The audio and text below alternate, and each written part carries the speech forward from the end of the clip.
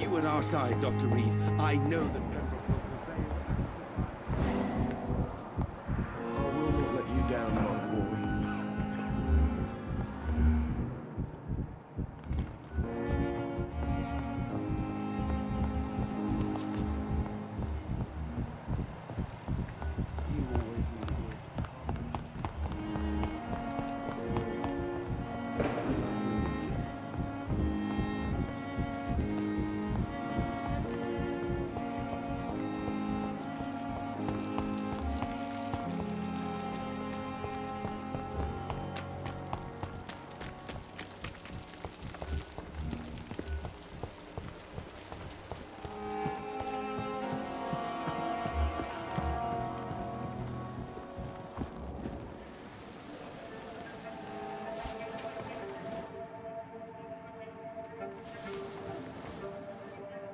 How can I be sure I'll not find your unconscious body in the house again?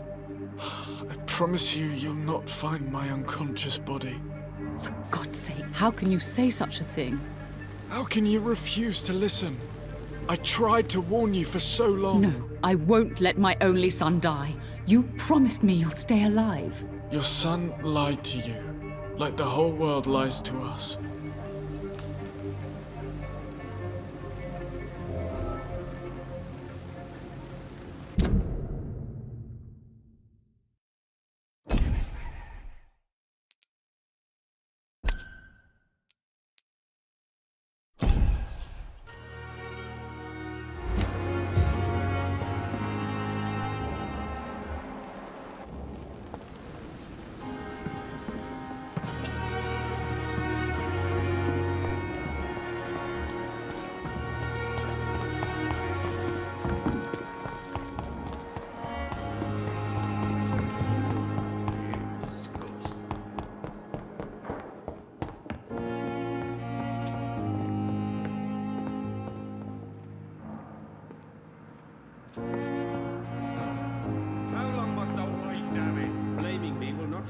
Good evening, madam. Can I help you? It's my son who needs you, sir. I'm Dr. Jonathan Reed. How can I help your son? I'm Beatrice Goswick, mother of Mortimer Goswick. Could you check on him, please, Dr. Reed? I've heard much of your talents as a physician. What can you tell me about yourself, Mrs. Goswick? Not much to say. Just take care of my Mortimer and I'll cover all the expenses. That's all that matters. May I ask if you have an occupation, Mrs. Goswick? I'm a teacher by profession. I teach young women who are more ambitious about their futures than their families. Are you really that rich? Most of the patients here are of a more humble origin, if I may say so. Yes, thanks to my husband. May he rest in peace. I can cover any needed medical expenses. What do you think of your reception here? Any complaints? I have had the uttermost reservations about this hospital since we arrived. But we had no other choice, considering the state of emergency. Is there something in particular that's bothering you? Some of the staff were not especially welcoming. I suspect they're not accustomed to dealing with patients of such social standing. Tell me more about your arrival at the Pembroke Hospital. What gave you such a bad first impression? The ambulance driver was quite rude, for a start. And that nurse, Miss Hawkins, seems to have quite a dubious attitude. What do you mean? She managed to secure a bed for my son despite the epidemic. It was a relief, but it wasn't cheap.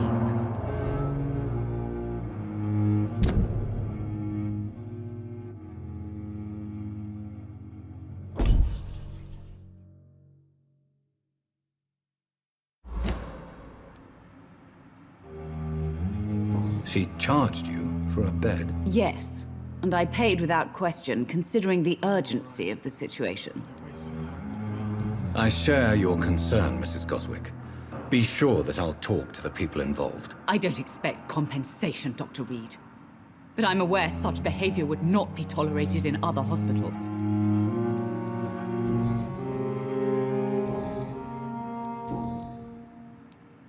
Your son wished to die, Beatrice. Why did you hide such crucial information? Are you not aware suicide is a crime? Mortimer could be thrown in jail. I can't let that happen. I won't. I understand you fear the legal consequences, Mrs. Goswick. But don't you realize your silence significantly affects your son's case? All my son needs is help and comprehension, not judgment and punishment for what he may or may not have done.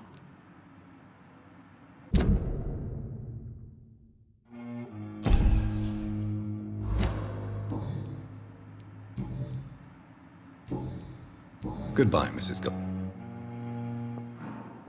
I'm alright. Don't waste your time with me. This hospital seems to be falling apart.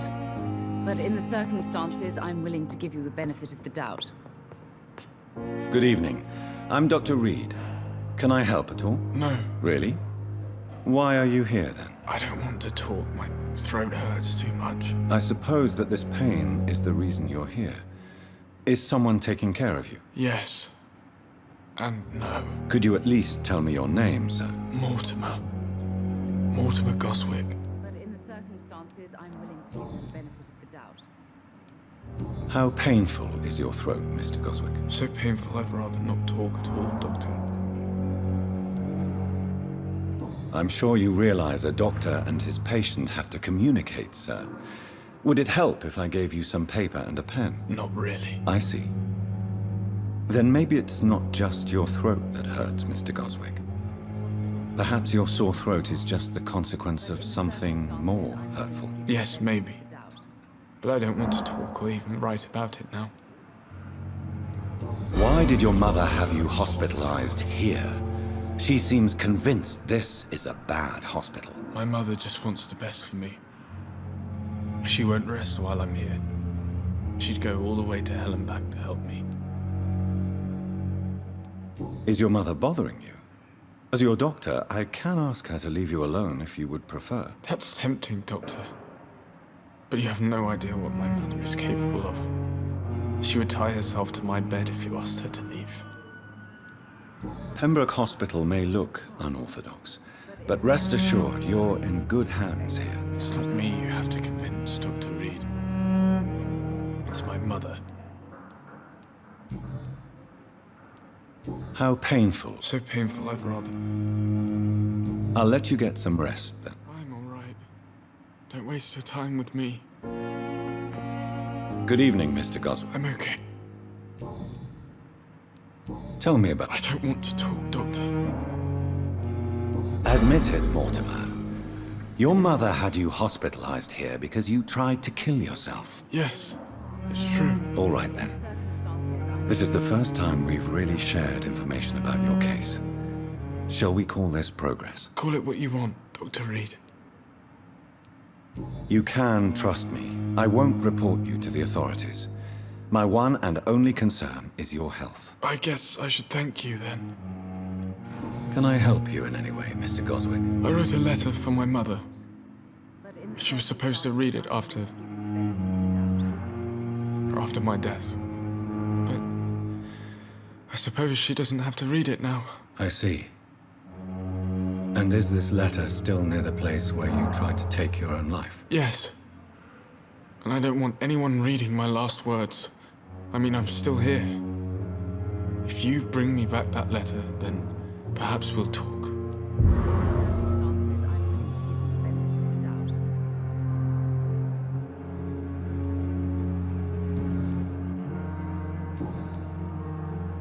I have to go now, sir. But don't hesitate to contact me if you need any help. Good evening, sir. Doctor.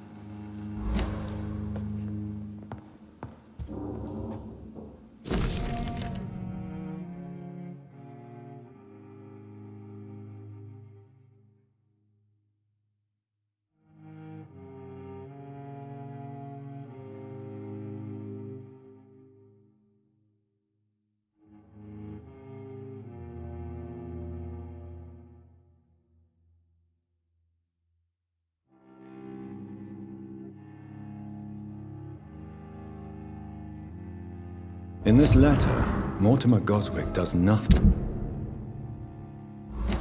to hide his desire to die. I could give it to his mother, but doing so would betray his trust.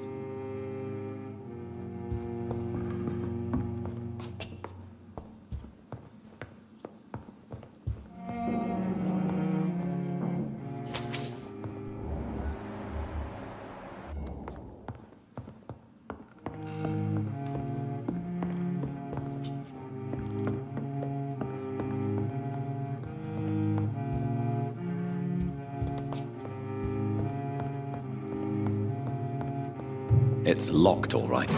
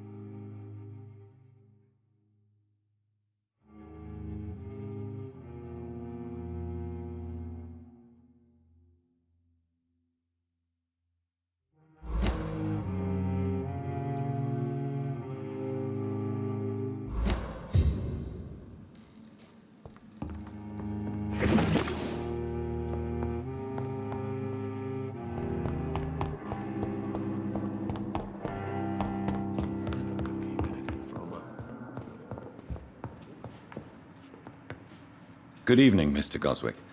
How are you? I'm okay. I have retrieved your letter, Mr. Goswick. I can assure you that nobody read it but me. Thank you. This is for you, then. For your help. And for your silence. I think you should talk to your mother. It would be good for both of you. Thank you, Dr. Reed. I'll think about it. Now, please, let me be. I've read your letter, Mortimer. You wrote about an unbearable feeling of despair while the world crumbles around you. Tell me more about it. There's nothing more to say, really. It's hurtful, it's unbearable, and I don't ask anyone to understand what I feel.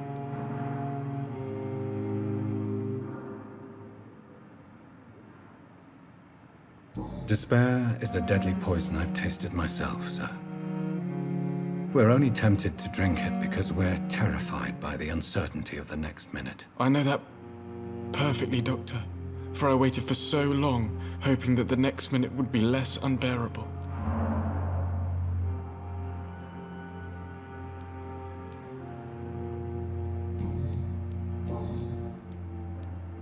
How painful is it? So painful, I'd rather.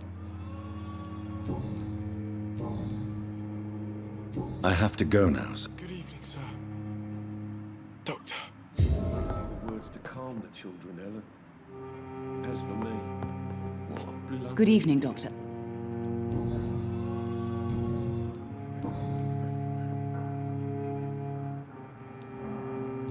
Mortimer is extremely vague as to his motivations for committing suicide. Tell me more about what you know. As you say, Mortimer had no reason to die. All he said to me was that he wanted to make the world a better place, but couldn't.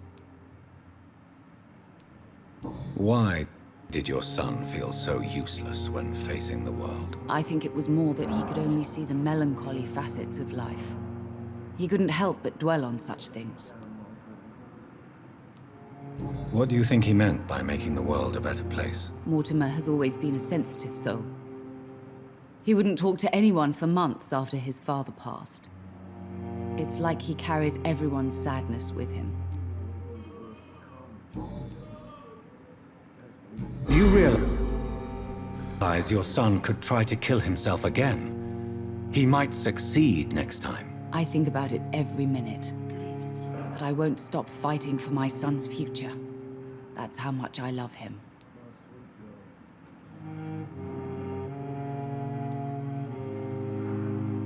You're right. Your son's death was not fatal. And unlike many on their own, he is lucky to have you by his side. I can't give up on him. I just can't. I have conceded many times in my life, but giving up on my son is something I am incapable of.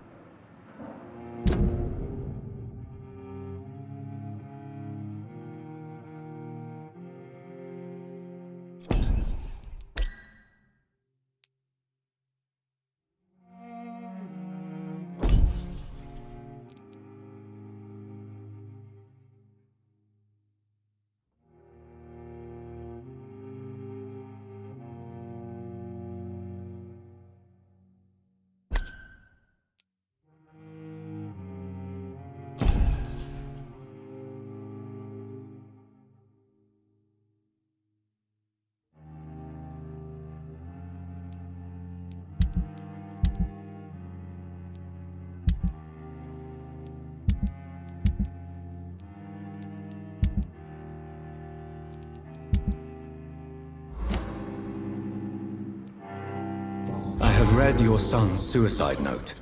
It was not an impulsive gesture, nor was it his first attempt. He threatened to kill himself a few times before. But I never thought he would dare to punish me this much. Punish you? Why? I've known for a long time he was not happy with his life. But I always hoped he cared enough to avoid making me suffer like this.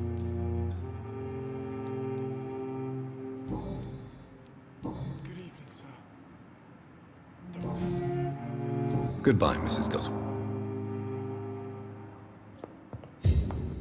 You always knew the words to calm the children, Ellen.